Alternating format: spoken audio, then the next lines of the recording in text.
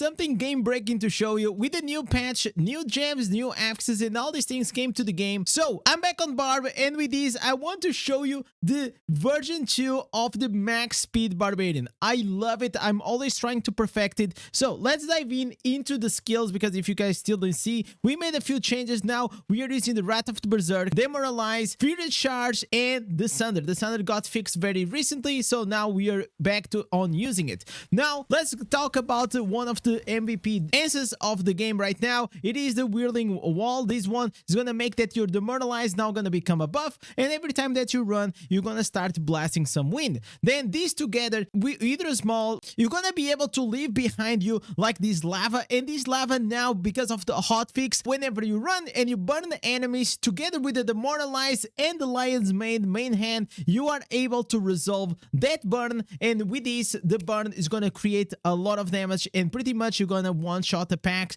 like this. So this is pretty much the concept of the build, together of course like with the other main hand, the Iron Tusk, to improve your damage by every time that you hit with the Demoralize is gonna improve up your critical hit chance. The other one, whenever you also hit the enemies with the Demoralize, you're gonna have your attack speed and movement speed increase by 30%. The Thunder Legacy is gonna create a ring of fire around you and it's gonna burn them. And obviously we're using these pants and the chest pieces. So here the Tall's Farer is gonna make that your Furious Charge will always be recharging. See it more or less like the helicopter build. As you keep running, every yard is gonna restore some energy into the bar. And the new Inferno 5 pants is gonna turn your Furious Charge into a channel. So pretty much the way it works is like now you can, with your Furious Charge, can become like this. This is very slow, but I'm gonna show you a way that you can actually become crazy fast. Now we go here into the green set items. Obviously, since we are using the dots and the burns and all these things,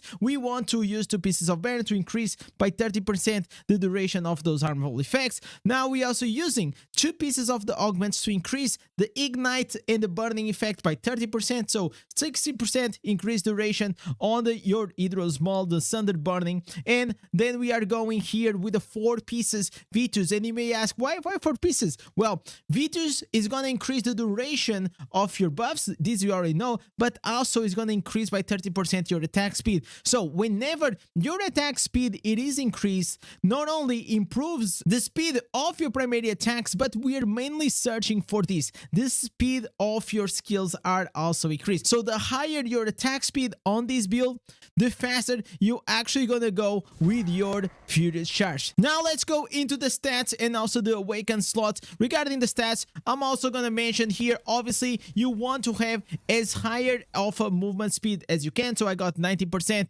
10 from the Bloodsoaked Jade, 6% from the blue runes on my main hands, and also I got here 3% on my gloves. Will be perfect if it was 4% and I could get to a cap, but I'm gonna show you that this doesn't matter because we are using 2 pieces of the clandestine, and your movement speed is increased up to 12% per affixes that you have on your gear. So I have here on my helmet, I also have on my main hand, so this is gonna increase my movement speed by 24. And the good thing about this movement speed, the clandestine, is that stacks on top of your passive and your movement speed buffs. It is incredible, so I really love to use. The other substat that I want to mention, it is gonna be here. It is of course the Wrath of the Berserk. We have 2 pieces out of 4. The perfect will be a 4 out of 4. And every time that you are in the rat form, you pretty much just gonna start exploding once in a while. This is very good. It adds like some extra damage, and I really like it. Then when it comes to Awaken Slots, well, in a perfect world, you'll have all the Awaken Slots. If you don't know how to have the Awaken Slots,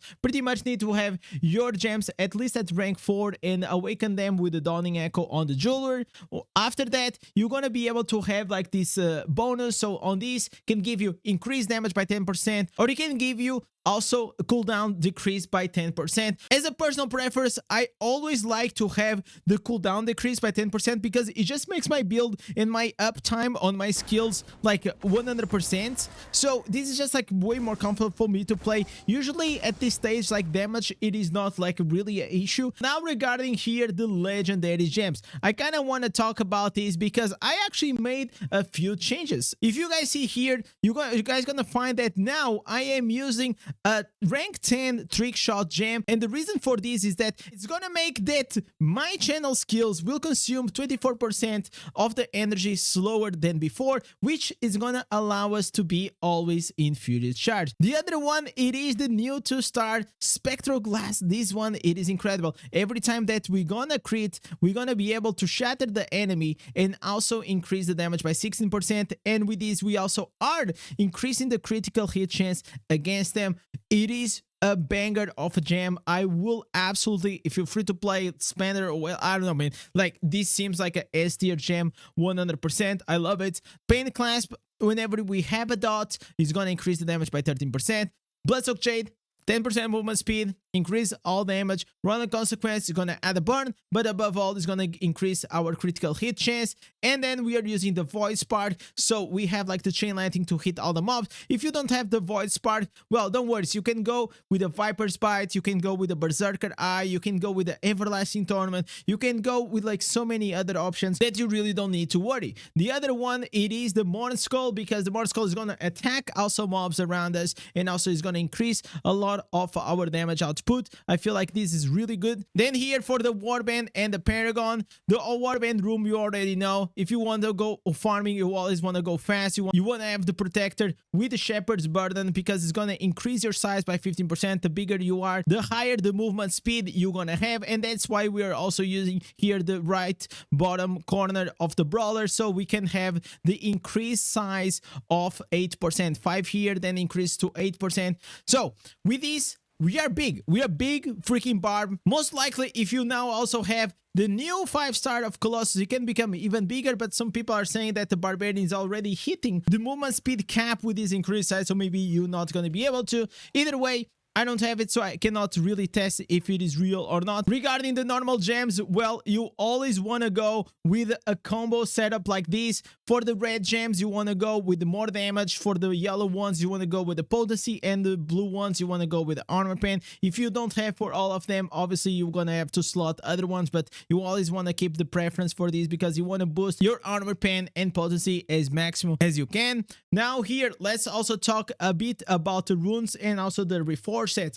For the runes, well, I want to always give a big shout out here to the Seed. The Seed, pretty much whenever you hit an enemy, is going to be able to have a 9% chance of them exploding and creating a big damage on the pack. Pretty much you're going to one-shot it. Then we have the Tear. The Tear is going to increase your attack speed and also the beneficial factoration. The blue gems are going to increase your movement speed by 3%. And the other one, which I got very lucky, man, I've been farming a lot on the tower, like these runes, and I got myself 2 Zeus. That is gonna increase my critical hit chance by 8%, because I have 2 of them, and then also gives like some damage to elites and damage to full enemies, so we can do some big one shots. Now for the Reforges, well, you want to go with something along these lines. Damage to demons is very good. You also have attack speed, beneficial effects duration, critical hit damage, and all skill damage, or you can also put damage to loss of control. Either way, it can work for most of the PvE builds. The other one, it is that now I'm going to show you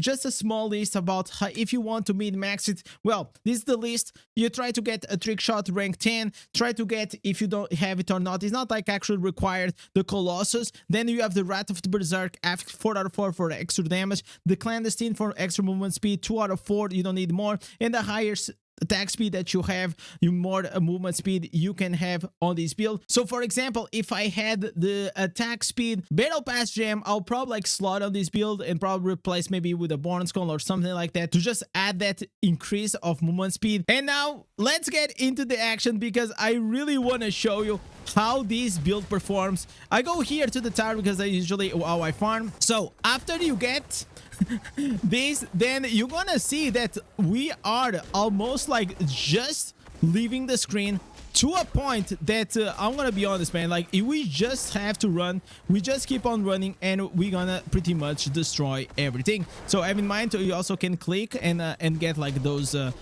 candles. Yeah, that's how it works. That's how you just keep on running. You do like these circles and you're extremely fast. Sometimes it even feels like you kind of need like a driving license to go about it, like when it comes to this build. It is definitely faster than it was in the past, because I now, if you guys want to see, I'm now at like 70% movement speed with a big increased size because now we are using the Wrath of the Berserk. In the past, I was using another version with pretty much we were using the sprint, but now I just realized that actually I don't need the sprint. By the way, I know that I am skipping like a few elite packs and all of these. I just want to show you like the speed that you guys actually can farm. It is really fun. You can go to Abyssal Verge, you can go to open world, you can go to pretty much everything, and yeah, as you see, like even like if you find like for example a boss or something like that, I mean like as long as you go about it like and you hit them. Let me go here, let me just test it out. Where is the boss? Oh my god, we are so fast. We pass him, boom boom boom boom boom, and he's done.